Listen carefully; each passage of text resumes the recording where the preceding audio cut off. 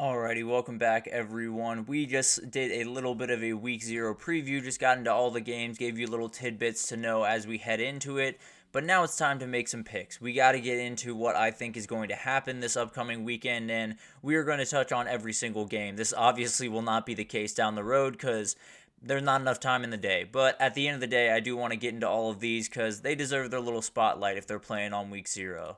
So let's jump into this, and we will start with the game that likely is the least interesting to you. Actually, maybe it's not. Maybe this one is not the least interesting. But let's go ahead and jump into this. Montana State is favored by 11.5 over at New Mexico State. Definitely a very interesting one as Montana State is the FCS.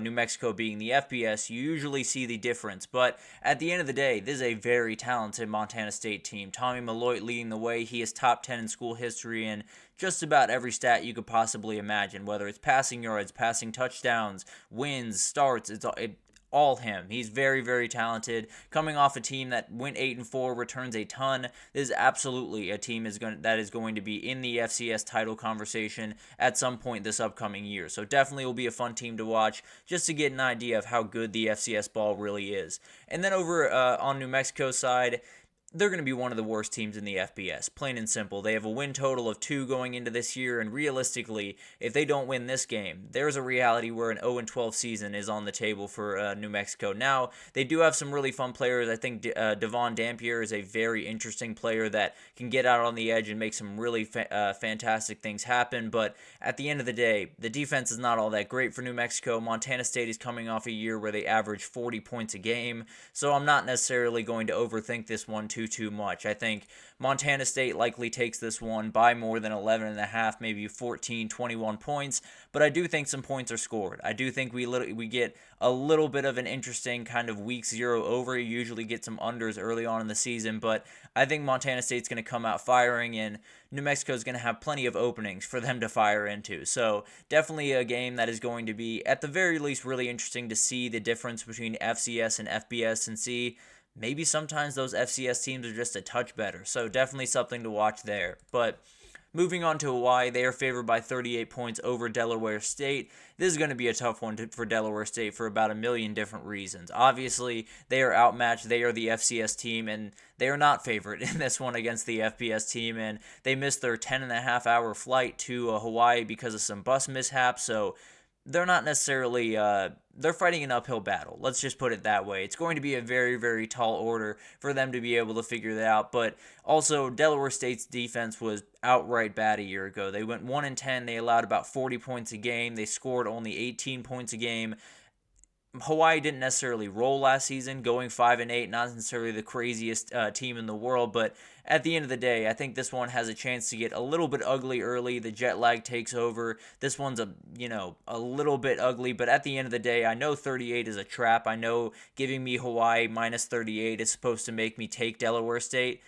I'm going to take Hawaii. I think this is one that all of the cards are stacked against this Delaware State team. It's impossible for them to get off a 10.5-hour flight after 36 hours, essentially, and then play this game is going to be out of this world tough. So I do think Hawaii wins this one by a ton, and kind of, tips the scales back towards the FBS and the FCS FBS battles.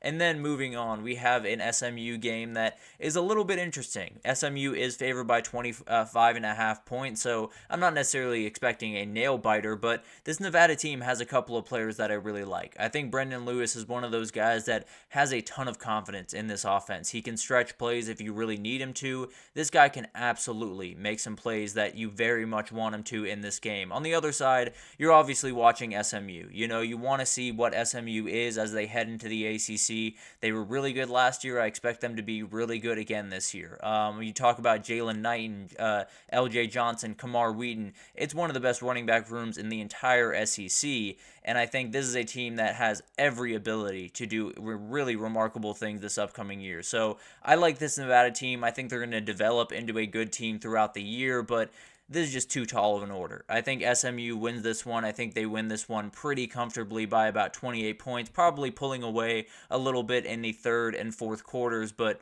at the end of the day, this SMU team, I think, is ready to roll in.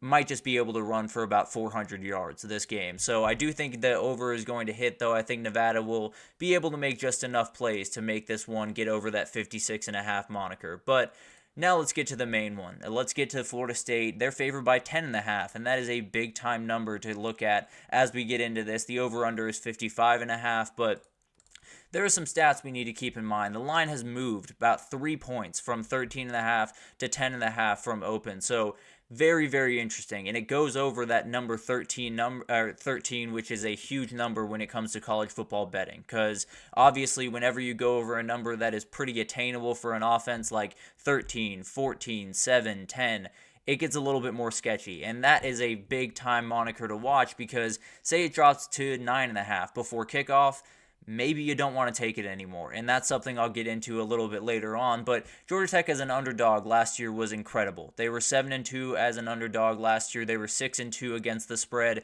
in conference games. But on the other side, you have a guy in DJ that in his 40 starts has 30-10, over 8,000 passing yards, 57 touchdowns, a very efficient guy. And then Florida State does not lose a lot of these games. Georgia Tech has been 1-5 in their last 6 season openers, while Florida State have won 12 straight games against ACC opponents. So doesn't necessarily look too great as of right now. But as you made a great point made here by Hoobang and Sports Talk, definitely something that I wanted to get into, not Brent Key, but I know what you're saying. Brent Key has done a great job of getting his teams up for these games. You know, these are the games like that UNC game that they were able to win the last 2 years that not a lot of people were picking them in. That Miami game that they fought down to the absolute last second and were able to pull one out there. This is a team that is not going to get blown out. This is a team that is going to become prepared every single game, and it's going to be really tough to convince Brent Key that they are not going to be ready because this guy is as intense as they come. So this is a game that has a ton going into it. You know, Georgia Tech is a team that has the ability to attack this game. You know, the offense is really, really good. The offense is one of those things that it's going to keep moving. You know, the Florida State defense is going to be good, and they're going to be able to tackle and all that stuff, but if Georgia Tech can get 4 yards every single play, they will live with that because it means you are running the clock down, you are wearing this defense down, and more importantly, you're keeping some of the great playmakers on the other side off the field. And I kind of agree with you there. I think DJ is one of those players that I'm walking into the season and I know the ceiling is there. I know there is ability with this quarterback, but man, I have questions about what he can do on a team that has national title aspirations. This isn't a team that is what he's walking into and saying, you know, just play good football for a year and then we'll get really kicking in 2025. This is it. He's got to be able to play really elite football, and if he doesn't, there's going to be a lot of mad Florida State fans. So this is one of those games that I understand we look at and you say Georgia Tech against Florida State. It's going to be Florida State. Don't even worry about it. You might as well not even turn it on. This is a different Georgia Tech team than people are used to. I can promise you that. Even a different Georgia Tech team than we saw a couple of years ago. So I do think this is one of those games that, you know, a couple of years ago, I would totally be on board with you. I would be saying Florida State would be win by 21, 28 points, and this would be one that we would look back on and say, why would we think this would be remotely close? It's going to be really close. It's going to be one of those games that's confusing, that has a lot of variables, that has travel involved, and it's going to be an absolute fight to that fourth quarter. The question is, who makes those winning plays? And frankly, I don't have a good answer for you because I know what Haynes King is. I know what he is in this offense.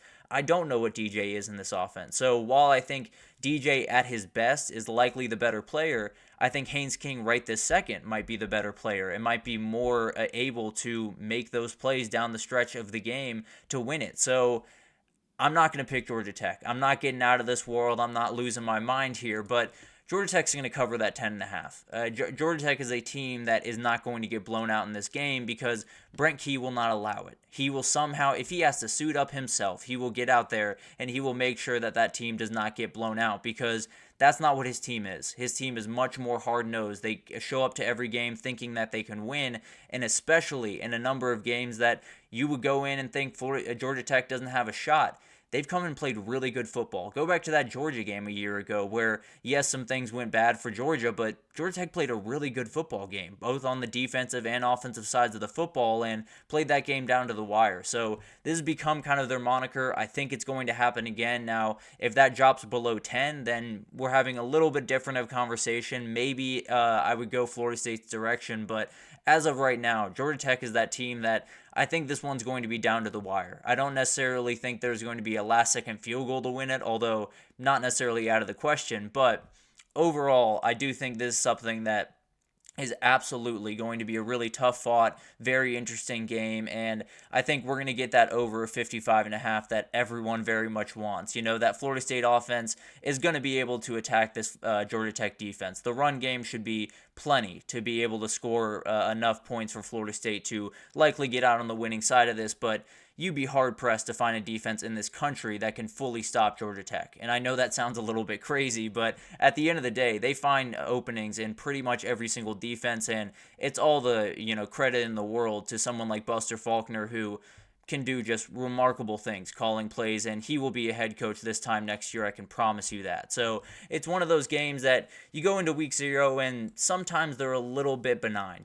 Sometimes you get that Notre Dame Navy game where, yes, it's interesting. Yes, it's two big time brands, but it's not necessarily a game that you think is going to be remotely close. It's not necessarily a game that I went into last season thinking we were going to see anything incredible. Now, I did think Jaden Greathouse was going to be the best wide receiver in the country there for a second, but at the end of the day, I do think Georgia Tech is going to be able to keep this one close. I think we will get one to start the season that will kind of show what the season's about, which is a little bit of chaos, a little bit of uncertainty, and definitely some teams that you do not expect to win these games. So it's going to be awesome to watch this one. I think Georgia Tech keeps it close. I think Florida State wins, but I think it's going to be a lot closer than some people expect. But let's take our second break here. When we come back, we're going to talk about what Paul Feinbaum had to say about the Alabama dynasty. He said it is over, and frankly, I agree with him, but it led me to a question about dynasties in general going forward. Is it something that just we will never see again? So I'll break that down right after this, so stick with us.